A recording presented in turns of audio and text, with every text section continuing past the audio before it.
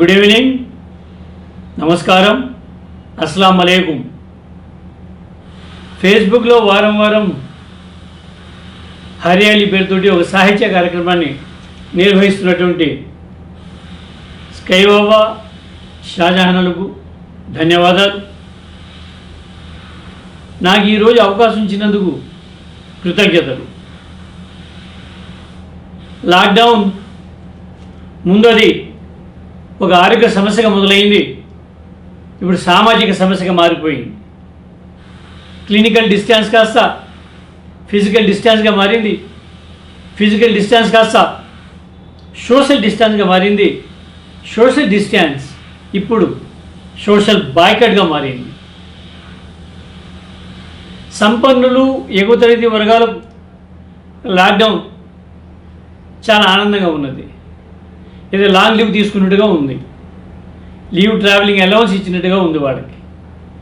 కానీ దిగువ మధ్యతరగతికి, పేదలకు, శ్రామికులకు లాక్డౌన్ కష్టాల కడలిగా మారింది. మైగ్రెంట్ లేబరర్స్ కానీ, మాస్ డిస్ప్లేస్డ్ లేబరర్స్ కానీ, వలస కూలీలు అంటున్నాం మనం, వీళ్ళ జీవితాలు మాత్రం నరకప్రాయంగా మారిపోయింది. ఇంత ఘోరం జరుగుతున్నప్పుడు పౌర సమాజం స్పందించారు. సభలు, సమావేశాలు పెట్టాలి, బంధులు నిర్వహించాలి. కానీ ఇప్పుడు ఆ పరిస్థితి లేదు. సమావేశాలు బంద్, నిరసనలు బంద్.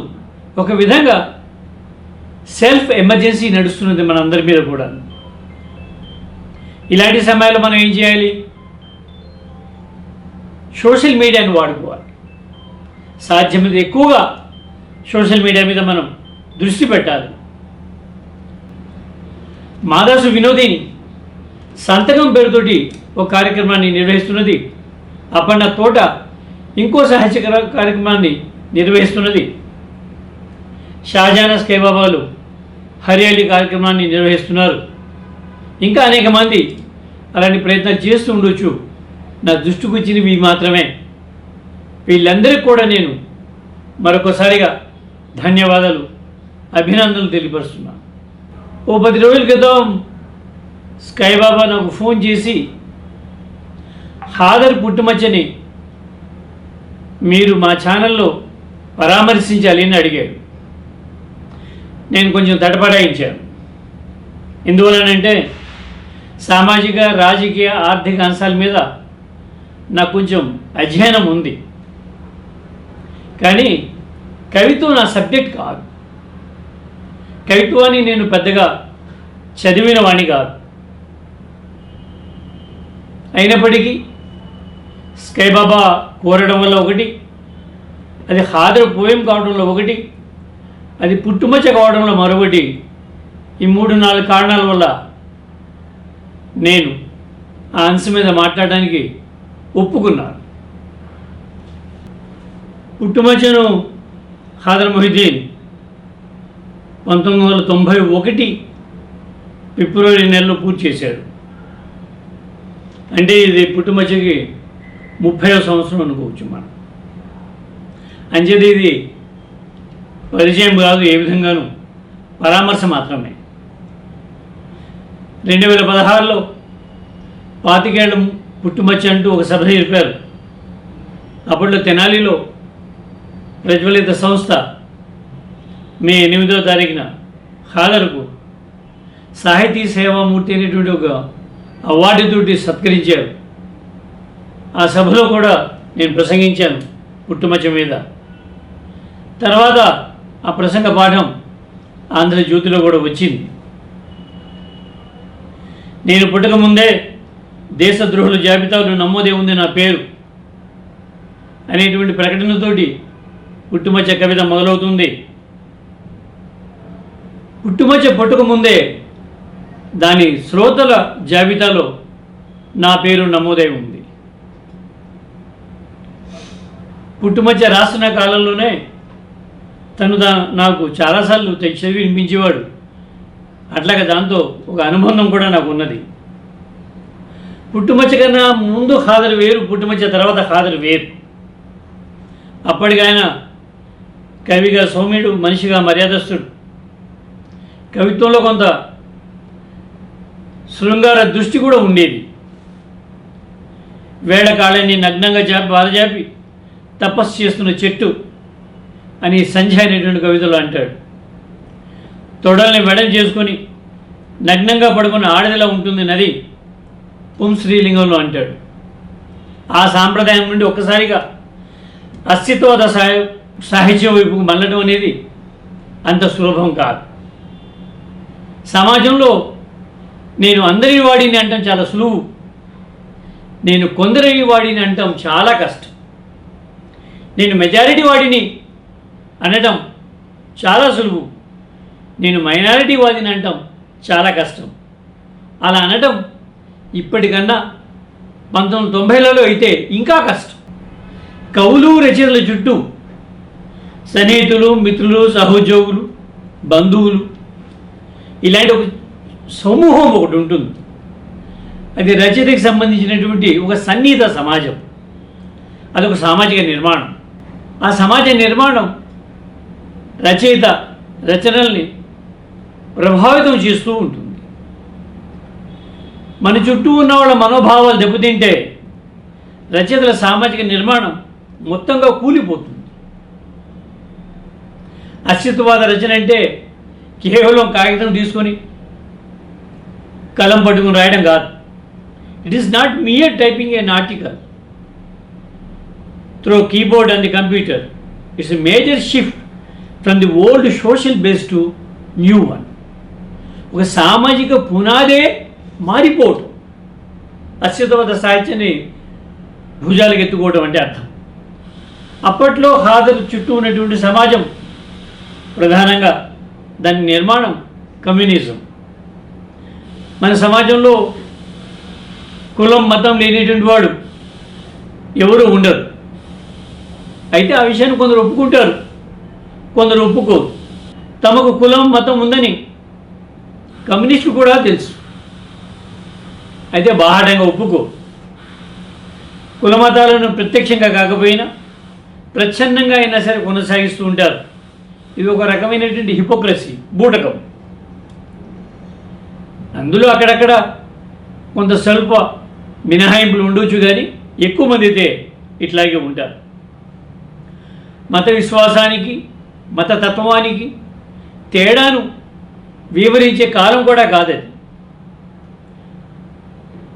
సమర్థిస్తున్నటువంటి వాళ్ళని వదులుకోవాలి, సమర్థించే వాళ్ళని కొత్తగా వెతుక్కోవాలి.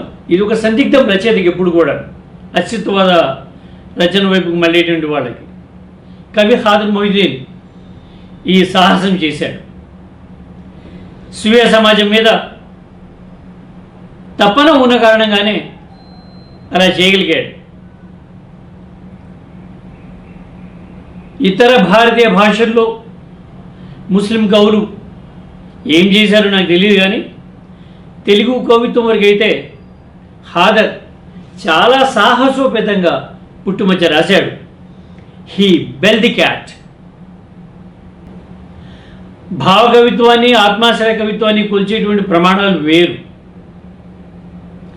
అస్తిత్వవాద సాహిత్యాన్ని కొలిచేటువంటి ప్రమాణాలు వేరు. ఇతర కవిత్వాల్ని భాష బాగుంటేనో, వ్యక్తీకరణ బాగుంటేనో వాటి ప్రమాణాలతోటి కొలిస్తే సరిపోతుంది. అస్తిత్వవాద సాహిత్యాన్ని కూడా ఆ ప్రమాణాలతోటే కొలుస్తారు, కానీ అవి మాత్రమే సరిపోవు. అంతకన్నా ముఖ్యమైనటువంటి వేరే ప్రమాణాలు ఉంటాయి. అవి రాజకీయ, సామాజిక, ఆర్థిక ప్రమాణాలు, సాంస్కృతిక కొలమానాలు దీనికి అదనంగా కావాలి. నిజానికి మొదటి దానికన్నా కూడా అస్తిత్వవాద సాహిత్యంలో, ఉనికివాద సాహిత్యంలో రెండవే చాలా ముఖ్యం.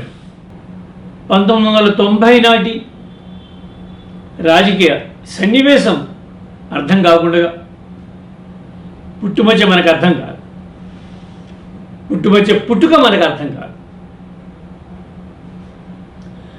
1990 సెప్టెంబర్ నెలలో అప్పటి బీజేపీ అధ్యక్షుడు రామ్ రథయాత్ర మొదలుపెట్టారు. టొయోటా వ్యాన్ మీద ఒక రథంలా తయారు చేసి దేశమంతటా కూడా ఆయన ఒక ఆధునిక అశ్వమేధ యాగాన్ని నిర్వహించారు. అప్పట్లో బీపీ సింగ్ ప్రధానిగా ఉండేవారు. ఆయన ముస్లింల సంతుష్టీకరణకు పాల్పడుతున్నాడని, ముస్లిం అపీజ్మెంట్ అద్వానీ గారు గట్టిగా విమర్శించేవారు. అలా కుదరదని ముస్లింలకు సర్కారు బడులు విద్య నేర్పిస్తామని, సర్కారు దవాఖానాల్లోనే వైద్యం అందిస్తామని, అంతే తప్ప రాజకీయాల్లోనూ ఉద్యోగాల్లోనూ ప్రమోషన్లో రిజర్వేషన్లు కావాలంటే మాత్రం కుదరదు అనేవారు. చట్టసభలో స్థానం అయితే అస్సలు కుదరదు అనేవారు. మరి ముస్లింలు ఏం చేయాలి? మన పుట్టుమచ్చల్లో ఖాదర్ ఎక్స్ప్రెస్ చేసినట్టే హిందీ హిందూ హిందుస్థాన్, ముస్లిం జావో పాకిస్తాన్, ముసల్మాన్ కో దూయిస్తాన్, ఖబరస్థాన్ యా పాకిస్తాన్. అది ముస్లిం కోసం ఆయన చేసినటువంటి ప్రతిపాదన. 1990 అక్టోబర్ నెలలో ఆ అశ్వమేధ యాగం, ఆ యాగాశ్వం కృష్ణా జిల్లా కూడా వచ్చింది. ఆయన ఒక రాత్రి విజయవాడ బస కూడా చేశారు.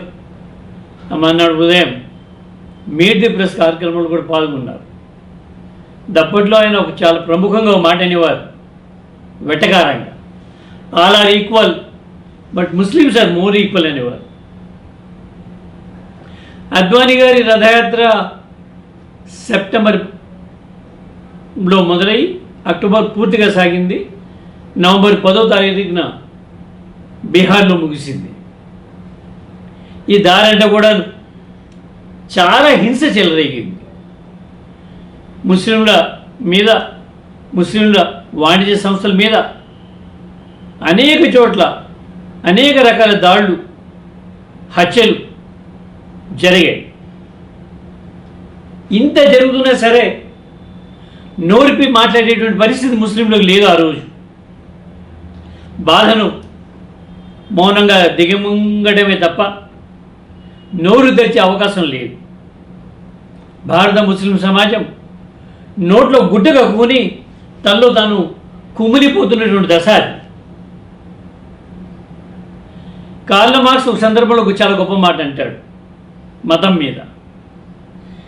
Religion is a sigh of oppressed creature అంటాడు. అణగారిన జీవులకు మతం ఒక నిట్టూర్పు వంటిది అని. ఆ విషాద సన్నివేశంలో ముస్లిం సమాజానికి ఒక నిట్టూర్పు అవకాశాన్ని హాజరిచ్చాడు.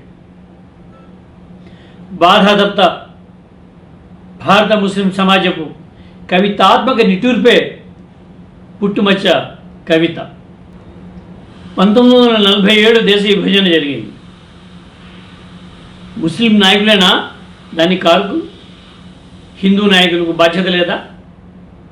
మహాత్ముడిని గాడ్సే ఎందుకు హత్య చేసినట్టు? పంజాబ్ 2 ముక్కలైంది, బెంగాల్ 2 ముక్కలైంది. ఆ 2 రాష్ట్రాల్లోనే ఇటు వాళ్ళు అటు వెళ్ళారు, అటు వాళ్ళు ఇటు వచ్చారు. మిగిలిన రాష్ట్రాల్లో పాకిస్తాన్ మీద ఆసక్తి చూపినటువంటి ముస్లింలు చాలా చాలా చాలా తక్కువ. కొత్తగా ఏర్పడిన భారతదేశాన్నే మాతృభూమిగా నమ్ముకొని ముస్లింలలో అత్యధికులు ఇక్కడే ఉండిపోయారు. అయినప్పటికీ వాళ్ళ మీద కూడా దేశ విభజన నిందను మోపారు. సరే, ఆ తర్వాత వెళ్ళిపోయింది ఆ నిందతోటే. 1947 ఆగస్టు 10 నా పుట్టిన తేదీ అంటుంది పుట్టుమచ్చ ప్రారంభ వాక్యాల్లోనే. అంటే తాను స్వాతంత్రం తర్వాత పుట్టిన తరానికి చెందినవాడిని ఖాదర్ ప్రకటిస్తాడు. అయితే స్వతంత్ర భారతదేశంలో పుట్టినటువంటి ముస్లింలకు కూడా దేశ విభజన నింద తప్పలేదు. పాపం వాడు పుట్టడానికి ముందు జరిగినటువంటి ఒక సంఘటన ఆ తర్వాతి కాలంలో పుట్టిన వాళ్ళ మీద కూడా మోపడం ఎంతవరకు సమంజసం? నా ఇంట కన్ను తెరిచిన నవజాత శిశువు తెగ్గోసుకున్న తల్లి పేగు చివర తడి యారని నెత్తుడు బొట్టులో 1947ని దర్శిస్తుంది వర్తమానం అని ఒక ఆవేదనని ఈ కవిత వ్యక్తం చేస్తుంది. కృష్ణా జిల్లాలో ఒక మారుమూల కుగ్రామం మా ఊరు అంటూ మొదలయ్యేటువంటి పుట్టుమచ్చ కావ్యం నడక ముందుకు సాగిన తర్వాత ఖండాలుగా నరికి నిలువున నన్ను నిర్మూలించి అఖండ భారతం నిర్మించాలని కలలు గనడం కుట్ర కాదు అంటుంది వెటకారంగా. పుట్టిన ఊరు నుండి అఖండ భారతం వరకు, ఆఫ్ఘనిస్తాన్ నుండి మయన్మార్ వరకు, వ్యక్తి నుండి సమాజం వరకు, విశిష్టగతం నుండి విశ్వగతత్వం వరకు, individual to society, specific to general, particularity to universality, సమకాలిత నుండి సార్వకాలికత, ఈ క్రమాన్ని, ఈ ప్రయాణాన్ని సాధించినప్పుడే కవితకు ఒక విశ్వజనీనత వస్తుంది. సాహిత్యానికి విశ్వజనీయత ఎలా వస్తుందో నా అనుభవం నుండి ఒక ఉదాహరణ చెప్తాను మీకు. సుప్రసిద్ధ నాటక రచయిత ఎంజి రామారావు గారు నాకు గురువు గారు. ఆయన 1972 ఆ ప్రాంతంలో ఆయన నాకు మార్క్సిన్ గురికి అమ్మ నవలు ఇచ్చి చదవమన్నారు. అంతటితో ఊరుకోలేదు ఆయన. ఇది చదవని వాడు మనిషే కాదని ఒక ప్రకటన కూడా చేశారు. ఆయన పద్ధతి అలాగే ఉండేది. ఏ విషయాన్ని సరే బ్లాక్ అండ్ వైట్లో చెప్పేవారు, గ్రే ఆయన దగ్గర ఉండేది కాదు. సరే గురువు గారు ఇచ్చారు కదా అని నేను చాలా బుద్ధిగా ఆ నవల చదివే ప్రయత్నం చేశా. ఆ మాస్కో నగరం, ఆ ఫ్యాక్టరీ గొట్టాలు, బూడిద రంగు పొగ, దట్టమైన మంచు, వణుకుతూ నడుస్తున్నటువంటి మనుషులు, ఇదంతా కూడా నాకు ఎందుకు అర్థమైంది కాదు. మాది నరసాపురం, సముద్రపు గట్టు, మహావేడి, చెమట, గాల్లో ఉప్పు తేమ, ఒళ్ళంతా జిడ్డు జిడ్డు, చెమట ఆరితే బట్టల మీద ఉప్పు అట్ల కట్టి ఉండేది. సరే నరసాపురానికి మాస్కోకు మ్యాచ్ కుదరలేదు, ఊహ కూడా అందేది కాదు. సో ఎన్నిసార్లు ప్రయత్నించినా కూడా 20 పేజీలు దాటడం చాలా కష్టంగా ఉండేది. ఆయనేమో చదివావా పుస్తకం అని అడిగేవారు. ఆయన చదవలేదు, దాటడం లేదు, చాలా కష్టంగా ఉంది చెప్తే ఆయన చాలా కోపం వచ్చేది. సరే ఒక రోజు చాలా దీక్షగా కూర్చుని 20 పేజీలు దాటి 30 పేజీల వరకు వెళ్ళా. అక్కడ ఒక సంఘటన ఉంటుంది. పావెల్ కథానాయకుడు నవల్లో, కథానాయకుడు యాక్చువల్గా కథానాయకి కొడుకు పావెల్, అమ్మ కథానాయకి, అమ్మ నవలకి ప్రొటోగానిస్ట్ కొడుకు పావెల్. అతను ఒకసారి చర్చికి వెళ్ళి గిటార్ వాయించి అక్కడ నుండి తన ఫ్రెండ్స్ పాటు బయటికి వెళ్ళి మందు కొట్టి ఇంటికి వస్తాడు. అమ్మ తలుపు తీస్తుంది. కొడుకు తాగి వచ్చినట్టుగా అర్థం అవుద్దాం ఆమెకి. మంచం మీద తీసుకెళ్ళి పడుకోబెడతాడు. కొడుకు పడుకుంటాడు. ఆ తర్వాత ఆమె ఆ తలుపు చాటు నిలబడి ఆ రాత్రంతా కూడా మౌనంగా ఏడుస్తూ ఉంటుంది. ఇది మా ఇంట్లో సంఘటన. నేను మొదటిసారి మందు కొట్టి ఇంటికి వచ్చినప్పుడు మా అమ్మ దాదాపు అలాగే ప్రవర్తించింది. మా అమ్మ స్వతహాగా కోపిస్ట్, ఏ చిన్న తప్పు జరిగినా సరే కొట్టేది. అలాంటిది ఒక నైట్ నేను డ్రింక్ చేసి వస్తే కొట్టలేదు, మంచం మీద పడుకోబెట్టి దుప్పటి కప్పేసింది. అది గుర్తుకొచ్చింది నాకు. వచ్చి పాపం ఆ అమ్మలాగానే మా అమ్మ కూడాను తలుపు చాటును ఏడ్చి ఉంటుంది ఆ రాత్రి అనిపించింది. దాంతో కరెక్ట్ అయిపోయా. ఎప్పుడైతే మనం ఎప్పుడే కనెక్ట్ అయిపోతామో ఆ పెలెగ్నా నీలోన వ్లాసోవా అంటారు కదా, ఆమెని ప్రధాన పాత్ర పేరు అమ్మ, ఆమె సుఫియా బేగం అయిపోయింది. పావెల్ వ్లాసోవ్, నేను డానీ అయిపోయా. అక్కడి నుండి ఏకధాడిగా నవలు చదివేశా. అలా ఒకసారి పర్టికులారిటీ నుండి యూనివర్సాలిటీకి వెళ్ళిన తర్వాత ఒక సాహిత్యం అంత ప్రయాణం చేస్తే రచయిత కూడా ఊహించినటువంటి అనేక అద్భుతాలు జరుగుతాయి సాహిత్యంలో. సాహిత్యం ఎప్పుడు కూడా అలా మన చుట్టూ ఉన్నటువంటి వాళ్ళని మరింత లోతుగా అర్థం చేసుకోవడానికి పనికి వస్తుంది. అసలు సాహిత్య ప్రయోజనం కూడా అదే. సాహిత్య ప్రయోజనం పుస్తకం చదవడం కాదు, మన చుట్టూ ఉన్న సమాజాన్ని, మన చుట్టూ ఉన్న మనుషుల్ని మరింత లోతుగా అర్థం చేసుకోవడం కోసం, మరింత ప్రగాఢంగా అర్థం చేసుకోవడం కోసం సాహిత్యం తోడ్పడుతుంది. ఈరోజు పరామర్శించడం కోసం రాత్రి పుట్టుమచ్చని ఇంకోసారి చదివారు.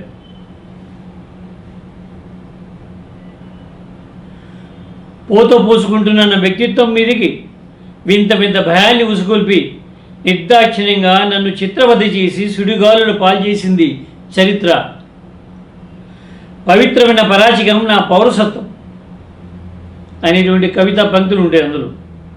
ఈ కవితా పంక్తులు గతం కాదు, వింత వింత భయాలని నిత్యం కలిగజేయటం ముస్లింలకు సంబంధించి గతం కానే కాదు. సిఏఏ, ఎన్పిఆర్, ఎన్ఆర్సి చట్టాలు రోజుకో భయాన్ని కల్పిస్తున్నాయి. హిందీ హిందూ హిందుస్థాన్, ముస్లిం భాగో పాకిస్తాన్, అది పాత నినాదం కాదు. ఇప్పుడు హిందుస్థాన్ చేయడం కోసం రాజ్యాంగ సవరణ కూడా చేపట్టేటువంటి అవకాశాలు బాగా కనిపిస్తున్నాయి.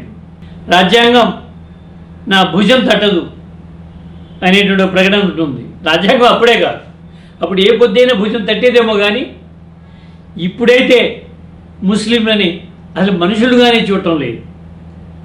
నేను పెళ్ళాటం కుట్రా, పిల్లల్ని కనడం కుట్రా అనే మాటలు ఉంటాయి. స్త్రీ పురుషుల మధ్యన ఒక అనుబంధం ఏర్పడడానికి మతం కూడా ప్రాతిపదిక కావాలా? అన్యాయం కదా. ఒక మనిషి మరో మనిషి ప్రేమించడానికి మతం కూడా ప్రాతిపదికన. మతం ప్రాతిపదిక మీద మనుషులు ప్రేమించుకుంటారా? దాన్ని ఇప్పుడు లవ్ జిహాద్ అంటున్నారు. అసహనానికి ప్రతీకగా నా గురించి జరిగే ప్రచారాలను విని నవ్వుకుంటాను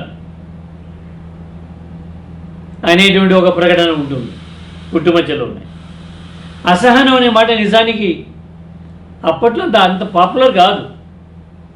అఖ్లాకు, జునైదు, గౌరీ లంకేష్, కల్బుర్గి, పన్సారేల హత్య తర్వాత ఈ అసహన వాతావరణం అనే మాట ఒక ఆందోళన మారింది. చాలా ముందుగానే ఈ పదాలని ఈ కవిత ప్రవేశపెట్టిందని చెప్పవచ్చు. బాబరీ మసీద్ కూల్చివేత, ఆర్టికల్ 370, ఉమ్మడి పౌరస్మృతి అప్పుడు ఎజెండాలో మాత్రమే ఉన్నాయి. ఇప్పుడు అవి కార్యరూపం దాల్చేశాయి. ఈ 30 ఏళ్ళు జరిగినటువంటి పరిస్థితి అది, అంటే అంతకనే తీవ్రంగా మారింది పరిస్థితి ఇప్పుడైతే. అప్పుడు అడ్వానీ మేజర్ ఫ్యాక్టర్, ఆ వాస్తవం మీద పుట్టుమచ్చ పుట్టింది. ఇప్పుడు ఆ వాస్తవం లేదు. ఇవాళ ఉన్న అడ్వానీ కాదు, ఉన్నట్టు కాదు.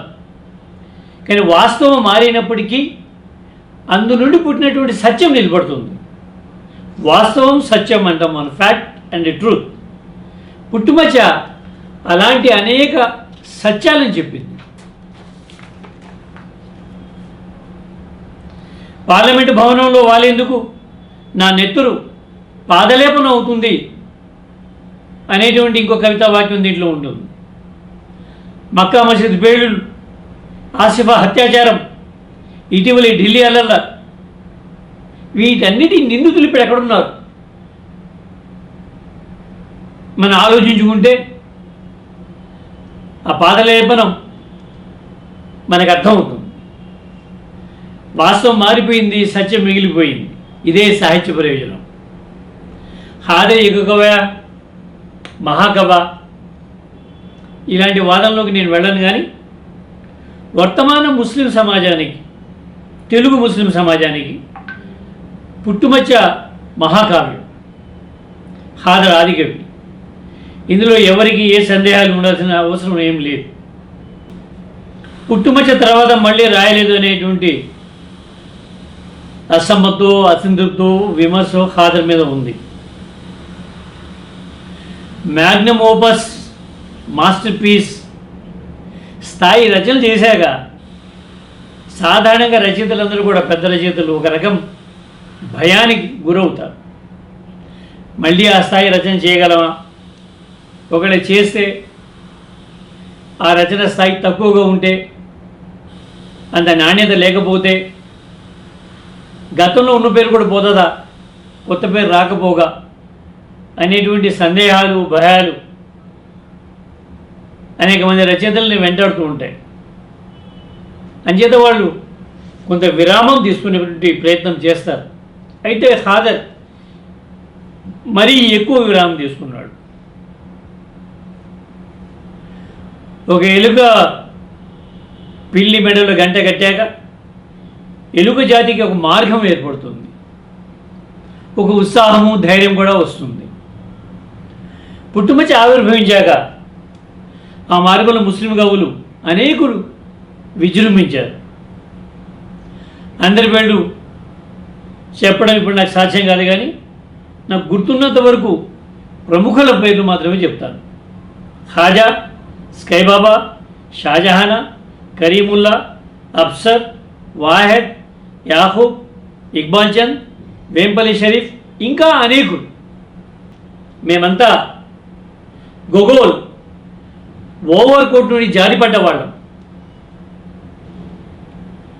నాకు దేవుడి మీద నమ్మకం లేదు, ఒకవేళ ఉంటే అతను టాలెస్టాయ్లా ఉంటాడు అనుకుంటాను అన్నాడు గోర్కి. ఈ మాట ఏదో కుర్ర రచయితగా ఉండగా ఆయన ఆ మాట అనలేదు. ఆ మహారచయిత చనిపోయిన తర్వాత తాను ఓ ప్రపంచ స్థాయి మహారచయిత అయిన తర్వాత తన వృద్ధాప్యంలో తన గురువుల్ని గుర్తు చేసుకున్నాడు గోర్కి. గోర్కి ఆ ట్రయాలజీ, నా బాల్యము, నా బాల్య సేవ, నా విశ్వవిద్యాలయాలు వృద్ధాప్యంలో రాశారు. యమునలో రాసిన విషయాలు కాదది. అది ఒక గొప్ప సంస్కారం. నేను కూడా సందర్భం వచ్చినప్పుడు కూడా గురువుల్ని తలుచుకుంటూ ఉంటాను. ఎందుకంటే అనేక మంది దగ్గర అనేక విద్యలు మనం నేర్చుకుంటాం. వాళ్ళందరినీ తలుచుకుంటే బాగుంటుంది, మనకు బాగుంటుంది, వాళ్ళకు బాగుంటుంది, ఒక గొప్ప సంస్కారంగా కూడా ఉంటుంది. ఎందుకో కానీ ఈ తరం వాళ్ళు తమ గురువుల్ని తలుచుకోవడానికి ఎందుకు ఇబ్బంది పడుతున్నారు, లేదా గురువులు లేరు, మాతోడే మొదలైంది అని అంటున్నారు. చాలామంది మర్చిపోతున్న విషయం ఏంటంటే, గురువు లేనిటువంటి వాడికి శిష్యులు కూడా ఉండరు. గతము భవిష్యత్తు లేని వారిని ఏమనాలి? ఇప్పుడు నేను ఒక చర్చని పుట్టుమచ్చ సందర్భంలో ప్రవేశపెట్టాలని అనుకుంటున్నాను. పుట్టుమచ్చకు వారసులు ఉన్నప్పుడు పుట్టుమచ్చకు మాతృక ఏది అనేది కూడా ఒక ప్రశ్న. ఎవరికైనా రావాల్సినటువంటి సమంజసమైనటువంటి ప్రశ్న. మరో విధంగా చెప్పాలంటే, తెలుగులో ముస్లిం వాదానికి ప్రేరణ ఎక్కడి నుండి వచ్చింది అనేది తెలుగు కవులు, రచయితలు, విమర్శకులు అందరికీ ఎప్పుడో ఒకసారి ఈ సమస్య, ఈ సందేహం వచ్చే ఉంటుంది. కానీ ఎవ్వరూ దాన్ని నిర్ధారించే పని నిర్దిష్టంగా చేయలేదు. అయితే సాహిత్య సభల ప్రసంగాల్లో ఒక పాసింగ్ రిమార్కులుగా, ఒక పాసింగ్ స్టేట్మెంట్లుగా కొంతమంది కొన్ని మాటలు చెప్పున్నారు. దళితవాదం నుండి ముస్లిం వాదం పుట్టిందనేది ఆ నేరేటివ్. ఒకటికి 4 సార్లు చెప్పడం వల్ల, ఒకటికి 4 సభల్లో చెప్పడం వల్ల ఇది నిజమనేటువంటి భావన చాలామందిలో ఇప్పటికీ ఉంది. డాక్టర్ సమీవుల్లా 2005 నవంబర్లో మైనాటి కవిత్వం, తాత్విక నేపథ్యం అనేటువంటి ఒక సిద్ధాంత గ్రంథాన్ని రాశారు. అందులో దళిత కవిత్వంలో అంతర్భాగంగా మొదలైన ముస్లిం కవిత్వం అని సిద్ధాంతీకరించాడు. ఈ ప్రకటన చాలా అస్పష్టంగా ఉంది, చాలా గందరగోళంగా ఉంది. అంతర్భాగంగా మొదలవడం అంటే ఏమిటి అంటే ముస్లిం కవులు దళిత కవులని అనుసరించారన్నదా సమూల భావం కావచ్చు. మొదటి విషయం, ఇందులో ముస్లిం కవిత్వం వేరు, ముస్లిం వాద కవిత్వం వేరు. ముస్లిం కవిత్వానికి 13వ శతాబ్దపు అమీర్ ఖుస్రూ మొదలు ఇప్పటి వరకు 700 ఏళ్ల సాంస్కృతిక వారసత్వం ఉన్నది. సంచేత ముస్లిం కవిత్వం అనే మాటని చిన్న చితక వ్యవహారంగా చూడొద్దు. అది 700 సంవత్సరాల వ్యవహారం. అది ముస్లింల అభ్యున్నతి కోసం రాజకీయ చర్యను చేపట్టడాన్నే ముస్లిం వాదం అంటాం. అసలు వాదం అంటేనే రాజకీయ చర్య, దానికి ఇంకో వేరే అర్థమేం లేదు వాదాన్ని. మనం ఇప్పుడు మాట్లాడుతున్నది తెలుగు సాహిత్యంలో ముస్లిం వాదం గురించి. ఆ పరిమితిలోనే మనం మాట్లాడుకుంటే బాగుంటుంది. ముస్లిం కవిత్వం లాంటి పెద్ద మాటలు మాట్లాడకుండా మైనార్టీ కవిత్వానికి మేనిఫెస్టో అన్నదగ్గ కవిత తెలుగులో ఖాదర్ మొయిద్దీన్ పుట్టుమచ్చ అని సమీవుల్లాయే ఆ పుస్తకంలో చూడ రాశాడు. కానీ ఆయన మళ్ళీ ఎక్కడో సడన్గా జంప్ చేసి 1996లో గెలిపాడు.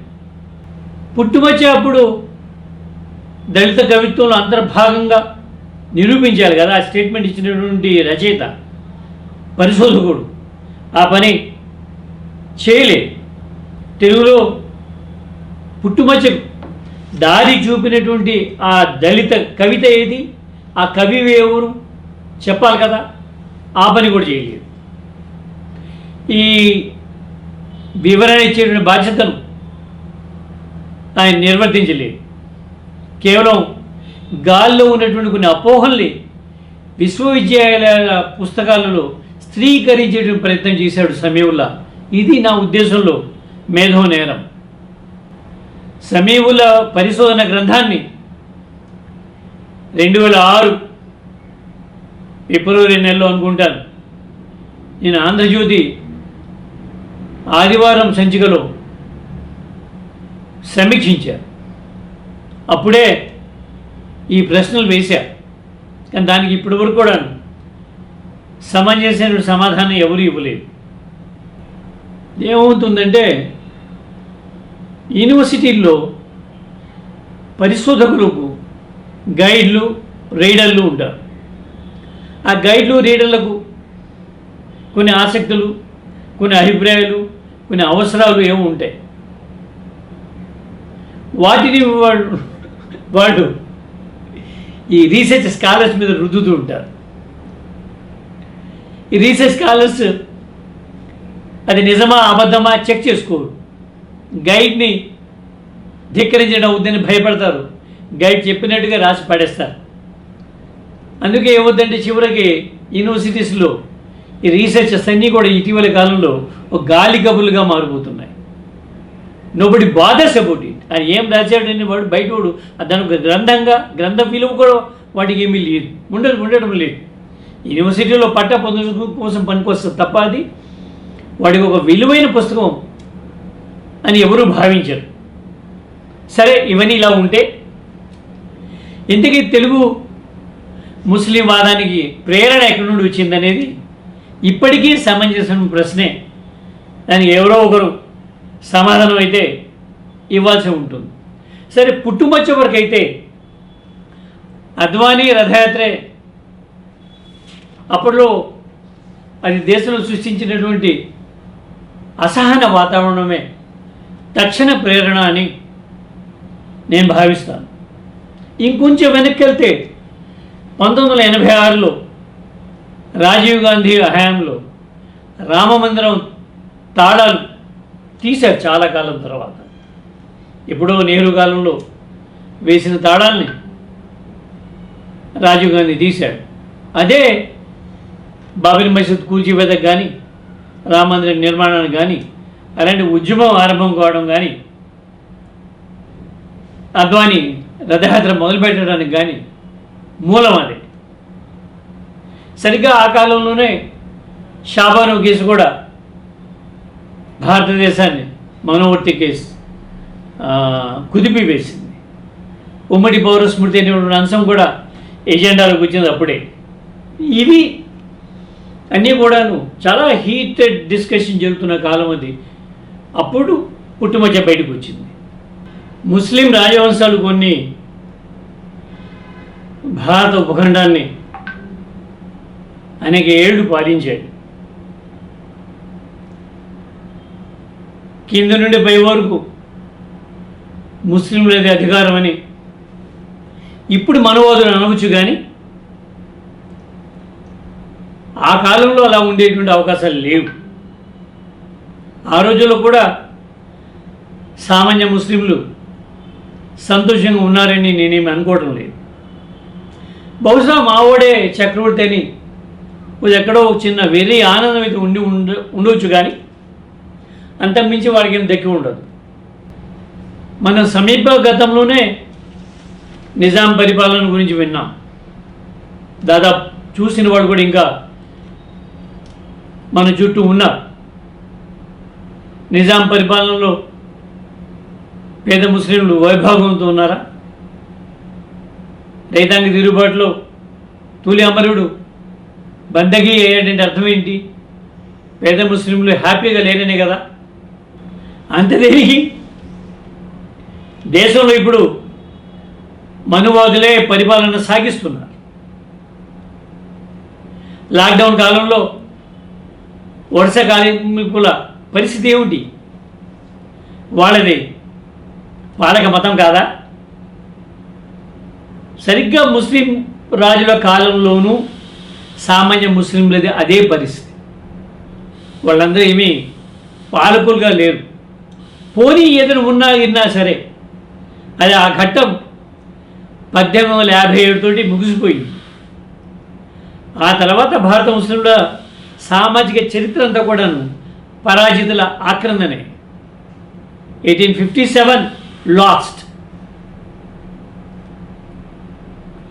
ఆ తర్వాత ఇంకో ప్రధాన ఘట్టం 1947 దేశ విభజన. పాకిస్తాన్ ఏర్పడ్డప్పుడు కొద్దిమందైనా కావచ్చు, కానీ ఆ కొందరైనా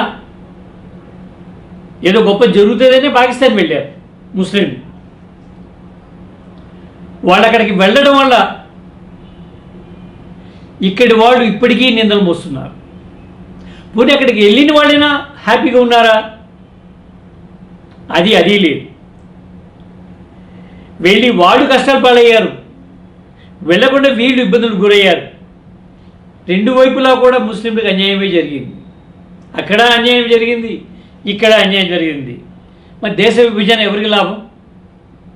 ఇది రెండు విధాల ముస్లిం సంబంధించి విషాదమే. ఇప్పుడు పాకిస్తాన్ ఒక దేశంగాను ఒక సమాజంగాను ఏ విధంగాను ఆదర్శం కాదు. భారత ముస్లిం వాదానికి మూలాలు 1984 నాటి సిక్కుల ఊచకోతలు ఉన్నాయని అనిపిస్తుంది. అప్పట్లో నేను స్టీల్ బడ్ ఇంటర్నేషనల్ అనేటువంటి ఒక ఆటోమొబైల్ కంపెనీలో పనిచేసేవాడిని. దాని హెడ్ క్వార్టర్స్ ఢిల్లీ. తరచుగా హెడ్ క్వార్టర్స్ వెళ్ళాల్సి వచ్చేది నేను. దానివల్ల చిన్న అడ్వాంటేజ్ ఏమొచ్చిందంటే అప్పటి పంజాబ్ ఇన్సర్జెన్సీని, తిరుగుబాటుని, ఆ తర్వాత ఢిల్లీలో సిక్కుల మీద దాడుల్ని కాస్త పరిశీలించేటువంటి అవకాశం కలిగింది. అప్పట్లో నాకు అర్థమైంది ఏమిటంటే సిక్కుల తర్వాత మనువాదుల టార్గెట్ ముస్లింలు ఏనని. అప్పటికి యాక్చువల్గా ఎజెండాలో ముస్లిం లేరు. మొత్తం భారతదేశం అంతా కూడా సిక్కుల్ని మాత్రమే వ్యతిరేకులుగా చూస్తున్నది. అక్కడ నుండి అది షిఫ్ట్ అయ్యి ముస్లిం మీదకి వచ్చి పడుతుంది అనేటువంటి ఒక ఆందోళన కానీ భయం కానీ నాకు 1984లో కలిగింది. ఆ ఏడాది అక్టోబర్ మొదటి వారంలో కృపాన్ అనేటువంటి ఒక కథను రాశా. సుజన దాన్ని అచ్చువేసింది. ఢిల్లీలో సిక్కుల మీద దాడులు జరగడానికి ముందు రాసిన కథ. ఇందిరాగాంధీ హత్య కన్నా ముందు రాసినటువంటి కథ. ఈ మాట ఇప్పుడు ఎందుకు చెప్పాల్సి వచ్చిందంటే, సాహిత్య పరిశోధకులు సాధారణంగా తమ పరిశోధన కోసం సులభ మార్గాన్ని ఎంచుకుంటున్నారు. కవిత్వం అయితే అధ్యయనం చేయడం సులభం కాబట్టి, సైజ్ చిన్నగా ఉంటుంది కాబట్టి, అదే నవలో కథో అయితే అది విస్తారంగా చదవాల్సి వస్తుంది. వ్యాసాలు అయితే మరీ విస్తారంగా చదవాల్సి వస్తుంది. అంత చదివే ఓపిక లేకపోవడం వల్ల కవిత్వాన్ని మాత్రమే వాళ్ళు ప్రామాణికంగా తీసుకుంటున్నారు. వాటి సైజ్ చిన్నది కాబట్టి. డాక్టర్ సమీవుల్లాకు ఒక ఎక్స్క్యూజ్ ఉన్నది, మన్నింపు ఉంది. అదేంటంటే ఆయన పరిశోధన అంశంగా కవిత్వాన్ని తీసుకున్నాడు కాబట్టి. నిజానికి మేధో మథనం గురించి కానీ, వాదాల గురించి కానీ పరిశోధించేటువంటి వాడు కవితలు మాత్రమే కాకుండా, కథలు, నవళ్ళు, వ్యాసాలు మాత్రమే కాకుండా ఉపన్యాసాల్ని కూడా పట్టించుకోవాలి. ఎందుకంటే అనేక మంది ఉపన్యాసాలు చాలా కొత్త విషయాలు, కొత్త భావనలు చెప్తుంటారు. వాడు కథో, నవలో, కవిత్వం రాయకపోవచ్చు, కానీ భావ సంచయనం వాడితో ఆరంభం కావచ్చు. సంచేత ఫలానా భావం మొదట ఎవరు చెప్పారంటే, మొదట ఎవరు కవిత రాశారు వాళ్ళు చెప్పినట్ట, అంతకుముందు ఇతర ప్రక్రియల్లో సాహిత్యానికి సంబంధించి రాసిన వాళ్ళు తొలివారు అవుతారా, ఈ చర్చ జరగాల్సి ఉంది. షాబాన్ ఓగేస్ 1986లో ఒక సంచలనం రేపింది, ఒక కల్లోలం రేపింది. ఆ ఏడాది మే నెలలో నేను స్త్రీ విముక్తి ఉమ్మడి పౌరస్మృతి అనే వ్యాసం రాశాను. ఉదయం పత్రిక ఎడిట్ పేజ్ దాంట్లో వచ్చేయింది. అది 1987లో సాహిత్యంలో మతతత్వం అనేటువంటి సిద్ధాంత గ్రంథాన్ని రాశాను. దాన్ని కూడా ఉదయం ధ్వని పేజీలో చాలా ప్రముఖంగా ప్రచురించింది. దాదాపు బ్రాడ్ షీట్లో 30 పేజీ నా వ్యాసాన్ని కేటాయించారు అప్పుడు అది వాళ్ళు. ఈ వివరాలు ఇప్పుడు ఎందుకు చెప్పాల్సి వస్తున్నది అంటే, రికార్డు సెట్ చేయడం కోసం, కరెక్ట్ చేయడం కోసం, దసరాల్ని సవరించడం కోసం ఎవరు పడితే వాళ్ళు ఇష్టం వచ్చినట్టుగా మూలాల గురించి రాసేస్తున్నారు. అది పద్ధతిగా మూలాలు ఉన్నప్పుడు దాన్ని ఒక సాక్ష్యాలను ప్రవేశపెట్టాలి. ఆ పని చేయకుండా వాడి అభిప్రాయం, వాడి గైడ్ అభిప్రాయం, రీడర్ అభిప్రాయం చెప్పడం పద్ధతిగా లేదు. జర్నలిస్టుకు ఒక మాట ఉంటుంది, న్యూస్ ఈజ్ సేక్రెడ్ అని.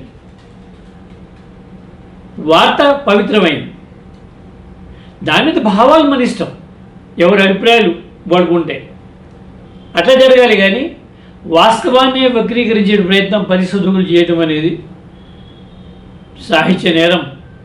అది వాడు మానుకుంటే మంచిది. అది చెప్పడం కోసమే ఈ డీటెయిల్స్ ఇచ్చాను ఇవాళ. నేను పుట్టుమచ్చ ప్రచురణలోనే ఒక అద్భుతమైనటువంటి మత సామరస్యం ఉంది. రాసింది ముస్లిం సామాజిక వర్గానికి చెందినటువంటి హాదర్, దాన్ని ప్రచురించింది హిందూ సామాజిక వర్గానికి చెందినటువంటి త్రిపునేని శ్రీనివాస్, రావి రాంప్రసాద్. పైగా ఈ కవితను అంకితం ఇచ్చింది రావి శేషయ్య గారికి. ఎంత అద్భుతమైనటువంటి మత సామరస్యం! ఇదే ఇప్పుడు ముస్లిం సామాజిక వర్గాలు నిర్మించాల్సినటువంటి సమాజం. మత సామరస్యం ముస్లింలకు ప్రాణవాయువు వంటిది, దాన్ని కాపాడుకోవాలి.